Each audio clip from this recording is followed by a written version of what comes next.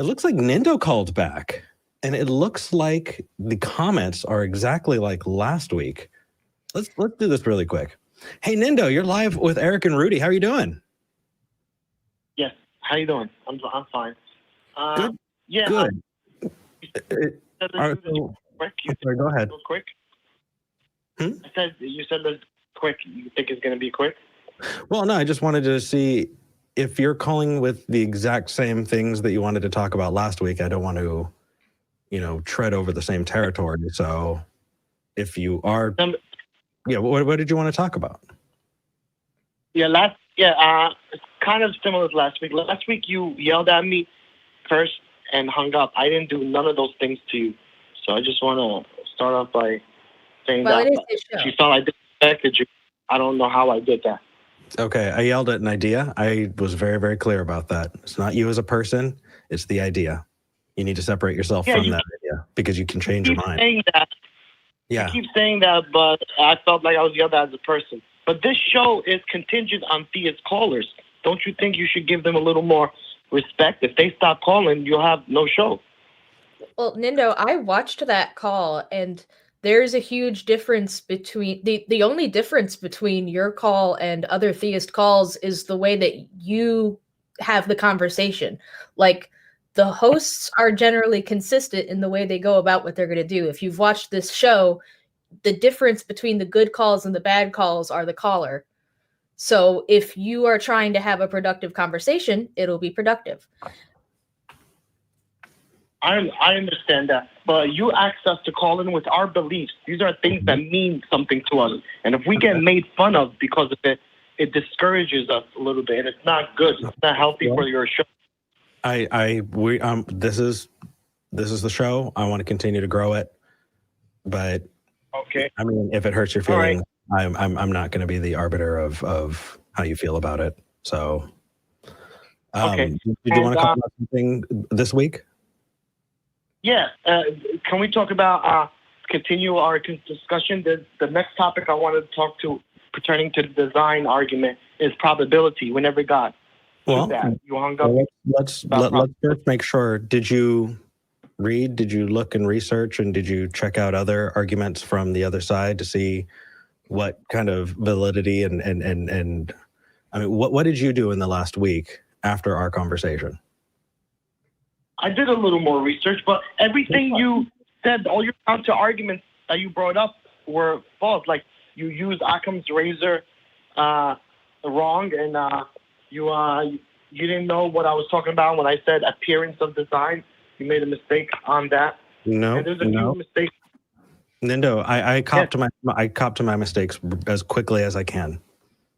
And when I said I didn't want to talk about the argument of design or that way, I'll be super, super clear, dude. Yeah. I don't want to say hold on. I don't want to say that the universe appears designed because it has a lot of loaded language. And I said that last week too, right? What's so loaded about it? Appearance is not design. Not design. I'll tell you.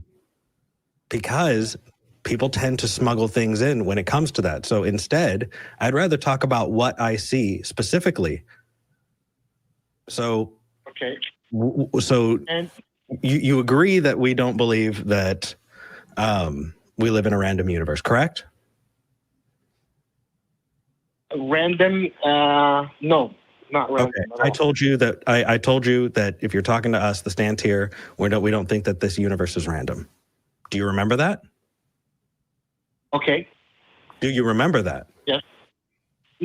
No, but I'm okay. Were you listening or were you waiting for your turn to talk? Because honestly, man, if you're just waiting for your turn to talk, there are a whole lot of other theist callers who will actually listen and engage.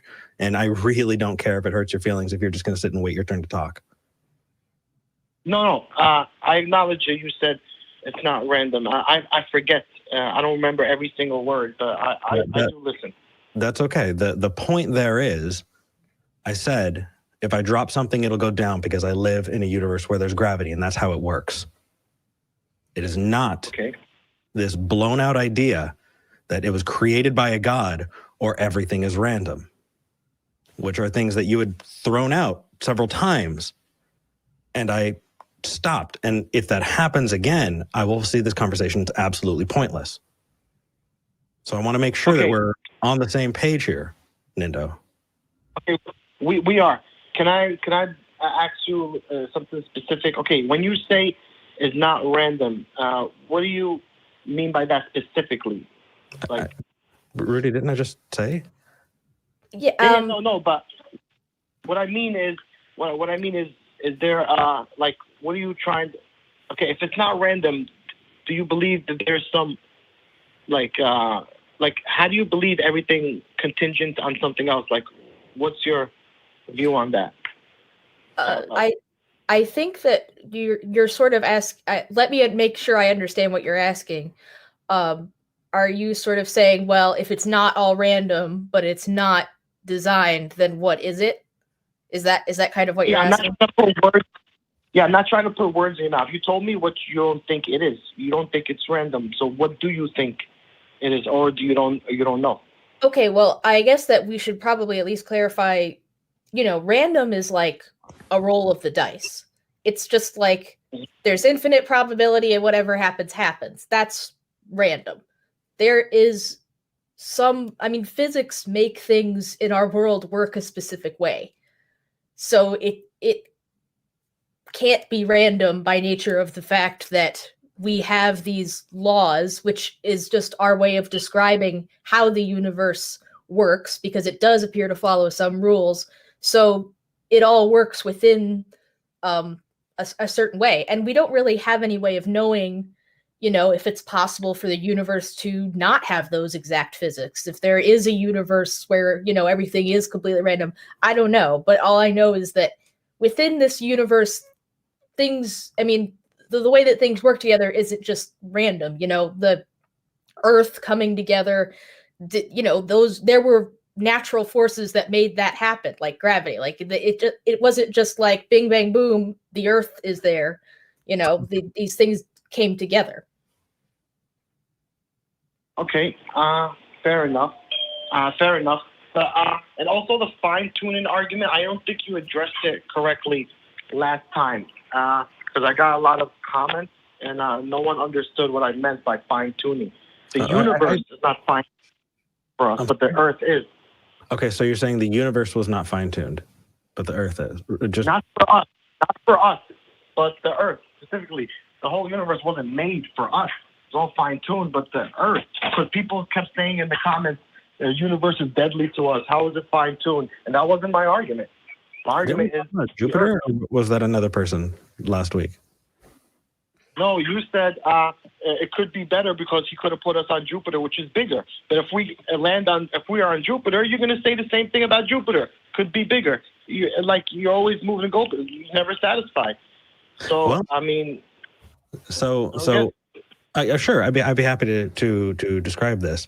There are a whole lot of things that are packed into the idea of God, and I am running on an assertion that you have some version of the Abrahamic God in your mind, right? No, maybe. Am I wrong? Yeah, but I don't think we reached that point yet because if a detective come across a dead body, is he automatically going to look for a suspect? You have to agree that there's a suspect to be looked for.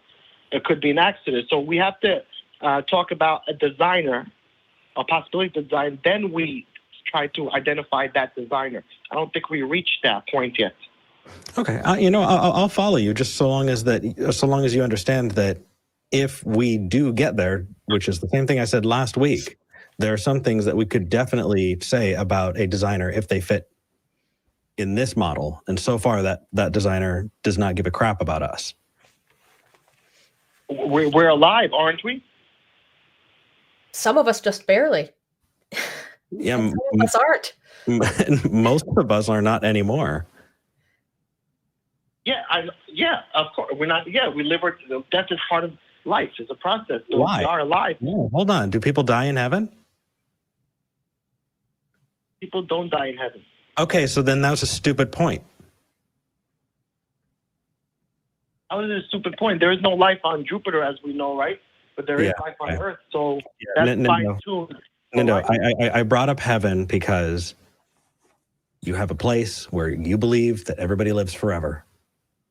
And so the idea that people die is, you said, well, death just happens. Well, obviously it doesn't where you think you're going. So no. Okay, whether we die or not, or we live forever or not, this earth is tuned for life to exist, whether it's for 1 minute or 80 years. You agree on that, right? We can agree that life exists here. It is not tuned. We are tuned, Nindo. We are the ones who have adapted. That's why it's there. It's the other way around. You have it on its head. We adapted to the planet that we're on, which is why we are the way that we are. Not. How could we adapt if we don't exist? How can we adapt if we never existed? Why don't you stay on the point? Because you're going way off in a different direction. We'll follow you, fine, but let's finish this. Do you understand that we evolved as a species over millions and millions of years? Yes, I believe evolution. Awesome. That evolution came from us adapting to our environment, not the environment changing to suit us. So no, I entirely disagree with your statement that this planet was fine-tuned for us. For life. No, you said us. If you want to change the subject, we can. But don't put words in my mouth. I didn't say life. You didn't say life. We were both talking about us. Okay, I'm putting words in my mouth. I say specifically life. I'm sorry if I... That's okay. Let's just make sure we're on the same topic here. You understand that life evolves to suit its environment. We see that in evolution, right? Those that do not adapt to their environment die. If we lived on a planet that was fine-tuned for that life to be alive, we wouldn't be needing to do that. Okay. So no. Okay. Cool. Are you all right? But in order for evolution to happen, in order for adaptation to happen, there has to be a starter point. There has to be equipped for that to happen. Nindo, can I ask you a question real quick? If I think I see where you're going with this, and you're going to say that, that starting point had to come from somewhere. Let's say God did it. Okay. Why did God not just make this first creature to just be us or be whatever is around right now? Why go through the millions of years of evolution and having, thousands of species come into existence and then die off and come into existence and then die? Like, what is the point of that? Why the adaptation? Why all the changes? If it was just meant to bring us here, why not start off that way? Well, I don't think it's correct to ask why, because if it was another way, what's to stop you from asking why in that sense? Say we live forever. What's the point? Then you'll ask, okay, why do we live forever? There's always a why, but that's not my point. My point is the reason we're asking why is because you're making this claim about the Abrahamic God, who, by most of those Abrahamic religions is regarded as perfect and all-knowing. So in order to refute that claim, we're asking, but does this even make sense? Why would you do that? If it doesn't make sense, that doesn't really fit with the picture of God you're trying to paint. No, wrong. If it doesn't make sense to you or to somebody, that doesn't mean it's not true. It doesn't mean there's not a plan. You're right. My personal incredulity would not counter that, but then why would God make us so that we wouldn't be able to understand on purpose? You say, why would God? Those questions come later. We have to agree that I'm trying to prove that there is a God. And I'm trying to say the God that you're proposing wouldn't make sense based on these things. If if we want to talk about a distant, non-interventionist, has nothing to do with us, kind of just deity out there, sure. But we're going to follow so long as we both understand that we've already made some pretty strong conclusions about some of the characteristics of that God, if it existed. All of those being ones that refute one that you ultimately believe in. So if we pull you out of your Abrahamic faith and into deism, I'll take that as a step forward. Okay, have you ever heard of actual physicist Eric Zach Russo?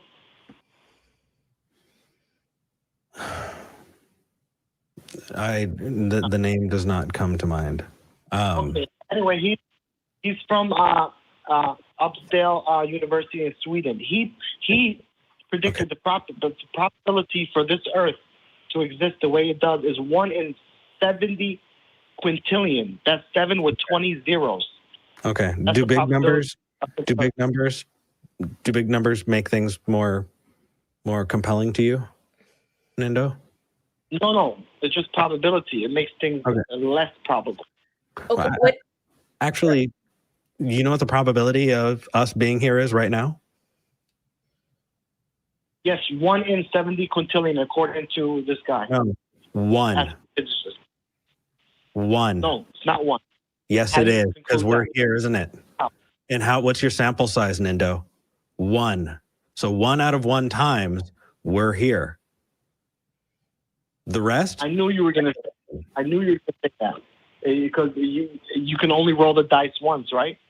No, well, I mean, do you think that your God had just kind of pooped out after the first? I mean, if you're talking about the odds of a universe existing, then that has to be contingent on the idea that you're rolling the dice enough times to get the odds. Because if you're not doing that, then what the hell are you talking about? We're meeting you where you're at just so we can tell you that even where you are, you're wrong. I don't think you understand probability then. Okay, you know the probability. I don't think you're listening at this point. Nindo? No, I do. You said it's one roll, right? It's not just one roll. How many universes are we in? One. Yeah, but you're access do we have to other universes? You're not understanding. One. You're not understanding what probability is. That's not how you get the probability. You think mathematicians sit there and roll the dice 600 times, 1,000 times to determine the probability of that? No one sits there and rolls dice all day. The probability is determined by examining those dice, the sides of it. I agree. Nindo, I entirely agree. Yeah, we could do the same thing. We examine other universes. Do we? Can we examine other universes? No, it's one universe. Exactly. Right, so we're rolling with a one-sided die. Yeah. No, we're not. We're rolling with, say, 6 or 7 die. Each of those dice represents something in the universe. Where are the other 6 or 7? What? No, each of those dice represents something in the universe. It's more than one die, one roll. Yeah, I think you should watch this back. And take a good look. If you want to call in about another subject, that's fine. But saying you don't understand me when we disagree with you, that is just not compelling at all. Sorry, buddy. Okay, but you said you care about truth, right? No, but you said you care about truth. What's your famous phrase? I want to believe as many true things and a few false things as possible. Mm-hmm. Yeah, you say that more than once. But and let me tell you, man. I don't believe you do. I'm a skeptic. As a skeptic, I apply this methodology that is so upsetting to you to everything I can. I apply it to the way I look at foods in my diet. I apply it to the way that I understand and engage with other people. I apply it to the way I look at history. I apply it to the way I look at medicine. And every step along the way, I want to make sure that I'm testing those things that I understand to find out if I'm online with things. Truth, right? That which corresponds to reality. If we keep asking ourselves in that way, in that Socratic way, then hopefully we can catch ourselves when we fall into some really bad practices. I do that to everything, including this. And this argument that you have is one that just does not stand up. It doesn't stand up for all of the reasons we brought up. And it's not because we don't want it to, Nindo. It's because we want to be just as clear, just as concise, and be just as rigorous with the God claim as it is with any other claim that we come across. It's called being a skeptic. Okay, can I say one thing? I've been watching this show. Probably be the last one. Okay, just give me a few seconds. I've been watching the show, and I believe there's a bias here. I'm going to explain myself. I believe you don't really care about the truth like you think, like you say you do. And I'll tell you why. Can I tell you why? Please, and go ahead. Okay. I'll prove to you why. I'm going to ask you one question. And if you can answer this honestly, it's a demonstrable question, then I really believe you do care about the truth. And you're not just trying to push what you feel. Okay, so it's about truth, not feeling, right? So can I ask you one simple question? 5 seconds. Sure. Okay.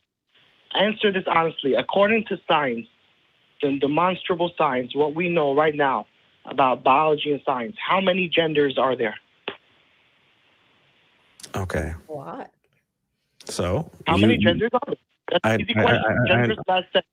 How many? I got you. Easy question. It's Nindo. easy, demonstrable. How many? Nindo. No, it's easy. It's Nindo, you how care about can I answer you if you won't shut up? Okay. Please, let me answer you.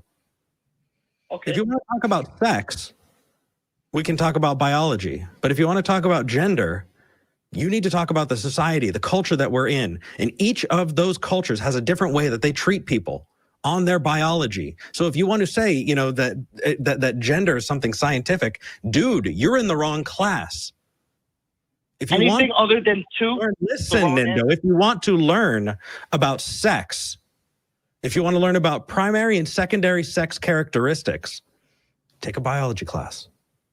If you anything other than two is the wrong answer. Biology class. Anything other than two is the wrong answer. Yeah, you're not listening. That's bias. Anything else, That's Rudy? bias. You're not listening. And I don't care what the comments I totally zoned out for the past, like when the word gender left his mouth, I disassociated fully. He's done. Yeah. Yeah. That idea is one that honestly, whenever I hear someone say, okay, but how many genders are there? I'm like, all right, so I don't have to take you seriously anymore. I already know where this is going.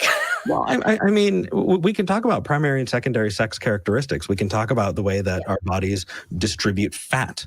We can talk about all of those kinds of things. We can talk about gametes, but who cares? The only time I want to care about what's in a person's pants is if I want to know what's in their pants. Right. Otherwise, how about we focus on the way we want to treat each other?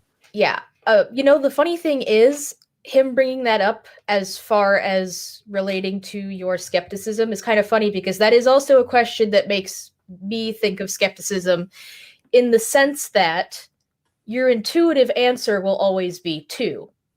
That's people's intuitive answer.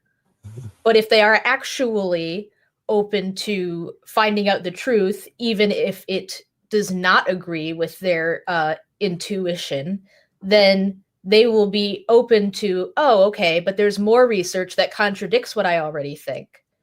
Oh, okay, well, these animals have this and we have that, and the difference between the biology and the social aspects, all of that is a factor.